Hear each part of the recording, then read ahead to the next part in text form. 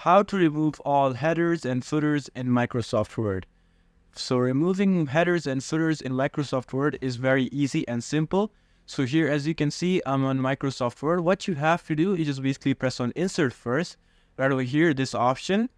Once you press on it, you will be able to see all these newer options, because if you're a newer update, you will be able to see these options. Now press on header and footer right over here.